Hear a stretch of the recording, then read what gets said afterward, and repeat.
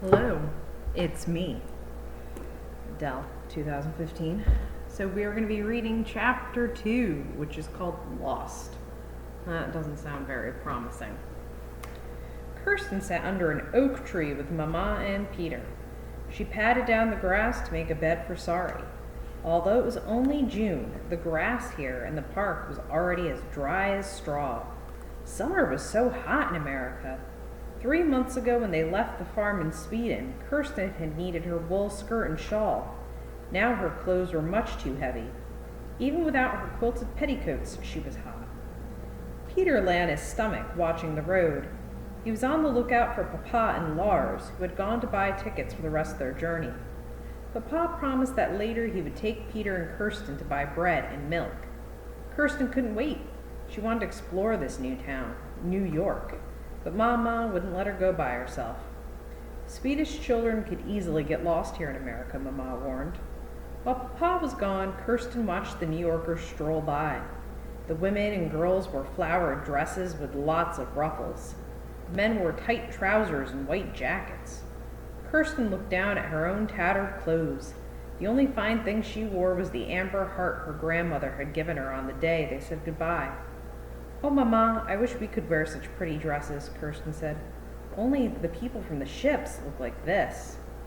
So these are the kind of fancy dresses New Yorkers were wearing at the time.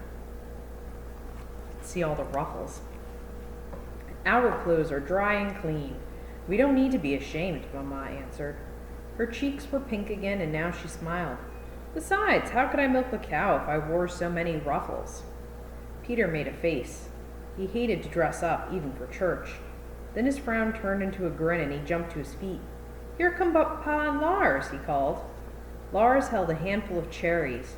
Papa scooped more fruit from the knapsack slung over his arm. He gave one big handful to Peter and another to Kirsten. Then he knelt beside Mama to share what was left. "I've never seen such huge black cherries," Mama said. "Everything in America is big," Lars announced. "Wait till you see New York." "And there'll be more to see tomorrow," Papa added in a hearty voice. "I just bought our tickets for the trip west. We leave in the morning." "Did you find an honest agent?" Mama asked with a worried frown. "Old Mr. Peterson was cheated of his money by a dishonest agent. I didn't know there were so many thieves in America." Papa put his hand on her shoulder. "Yes, our agent is a good man. He left Sweden 4 years ago, and he knows English well. And he helped me change our money at the bank." Mama still sighed. "It's such a long way to Minnesota," she said. "But the agent will guide us all the way to the Mississippi River. He says we'll have to travel only a few weeks more," Papa replied. "And now that we're on land, we'll get our strength back quickly." He smiled. "Don't lose heart." Mama smiled back. "No, I won't lose heart now." Peter tugged the sleeve of Papa's shirt. "Let's go buy our milk and bread," he said. Mama handed Kirsten the milk pitcher. "Stay close to your father," she warned Kirsten and Peter. "Remember, you don't speak English yet." So they're in a new world, and a new place, and they don't even know the language. So it's like if I dropped you off in Spain. You don't speak Spanish, so that'd be very hard for you to communicate with people, and that might be scary. Papa took Peter's hand as they walked across the wide, crowded street called Broadway.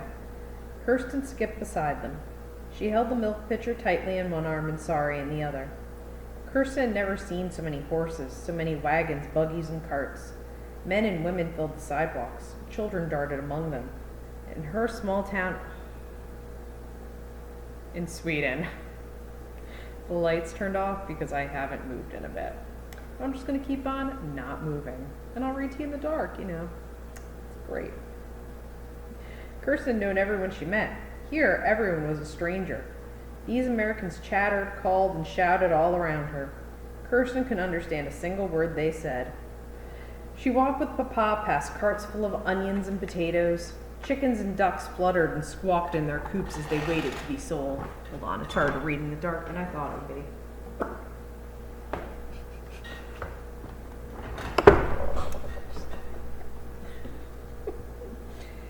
"Papa," Kirsten begged, "slow down. I want to look around."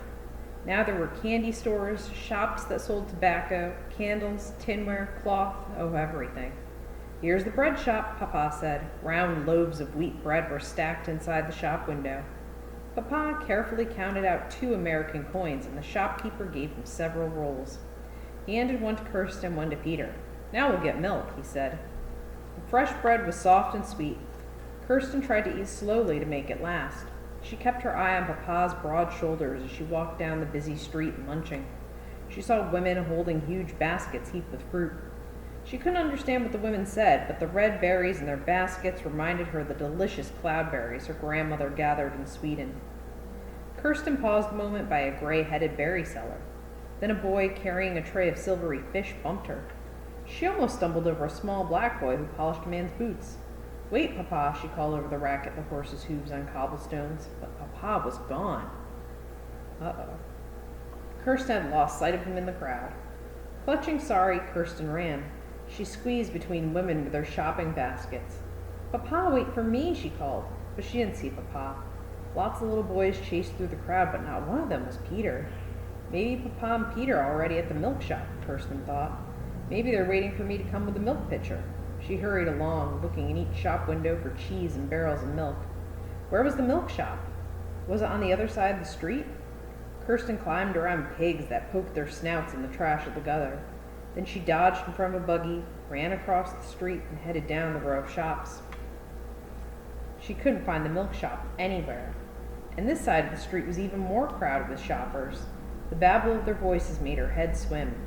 "Papa," Kirsten called. Her cry was lost in the noisy street. Kirsten tucked her necklace into her collar and hugged the milk pitcher tightly. Mama had said there were thieves in New York, a lot of thieves. They would steal anything. "Papa, Papa," Kirsten shouted. Papa was nowhere to be found. "Maybe I should go back to the park," Kirsten said to herself. "Mama's waiting there." But now Kirsten realized she didn't know where the park was either. Which way had she come with Papa? How many corners had they turned? She asked a woman with a baby in her arms. "Please, where's the park by the river?" The woman kept walking as though she hadn't even heard Kirsten. "The park?" Kirsten asked a tall boy with black hair.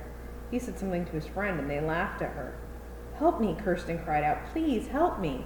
Now remember, these people speak English, and she doesn't. She's speaking Swedish to them, so they don't understand her. So they can't help her because they don't know what she's saying. And here you can see a picture of the busy street. Kirsten's this little figure over here. You can see how packed it is, and there's so many strangers. No one even glanced at her. Couldn't anyone in this big crowd understand that she was lost? Sun reflected off the cobblestones, and the smell of garbage made Kirsten dizzy. Her head spun as though she were seasick on the ship. But this time she wasn't seasick, she was frightened. What if she couldn't find Papa? What if she couldn't find the park and Mama? What would happen to her in this huge city if she couldn't find her family? Again she began to run. She stumbled and bumped into barrels. When a dog nipped at her ankles, she didn't stop running. Now she was on a different part of the street where rough-looking men in bloody aprons sold wild game and meat. Gutted rabbits, squirrels, and deer hung from poles. Sides of pork dangled from sharp hooks. The buzz of flies hummed in her ears. She headed back the other way, but she seemed to have turned onto a different street. The houses were all crowded together, and there were no shops at all. Papa would never look for her here, and every turn she took might lead her further away from the park where Mama waited. Kirsten wanted to be brave. She wanted to have heart like Mama, but she sank down on the steps of a brown house, hid her face in the doll's skirt, and wept. Tears ran between her fingers and dropped onto her lap. "Oh, sorry," she cried. "What if we can't find Mama and Papa? Will they go to Minnesota without us?" After what seemed like a long time, Kirsten felt a touch on her shoulder. A brown-haired young woman in a long blue apron stood beside her. When the woman spoke, her voice was gentle. She seemed to want to know what was wrong. So there's Kirsten on the steps with her doll and the milk jug. "I'm lost," Kirsten said. The woman didn't understand. She looked puzzled and shook her head, and more tears ran down Kirsten's cheeks. The woman spoke again. Now she made a motion as if she were pouring. "Did she want the milk pitcher?" Kirsten clutched it to her chest. The woman went back inside the house. "Sorry, what will we do?" Kirsten sobbed. Then the woman was back. This time she held out a tin cup of water. Gratefully, Kirsten drank until there wasn't a drop left. "Tak," she said. The woman smiled and sat down on the step. She understood thank you. But how could Kirsten tell her about Papa and the milk shop and the park near the ship where Mama was waiting? How could they understand each other if their words didn't match? Hopelessly, Kirsten traced the dust at her feet with her fingertip. Then she had an idea.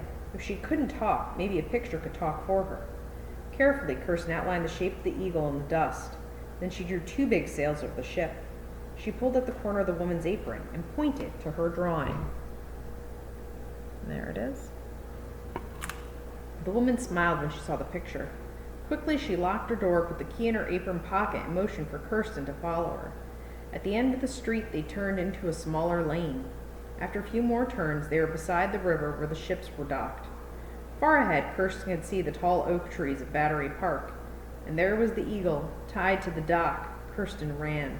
She saw the path leading into the park, and at the top of the path, she saw Mama and Papa. "Mama, Papa, here I am," Kirsten shouted. Mama turned and shaded her eyes to look. Papa began to run down the path, his boots scattering gravel. Kirsten flung herself first in Papa's arms, then into Mama's. "Kirsten, you frightened us," Papa said. "We couldn't find you anywhere." "I thought you would leave New York without me," Kirsten whispered against Mama's neck. Mama's shoulders smelled wonderfully of soap and dry grass. The sun made her hair look like gold. "What?" Mama said. "We would never, never leave you." "But how'd you find your way back?" Kirsten realized that the kind woman was gone. She pointed to her, walking along the path beside the river.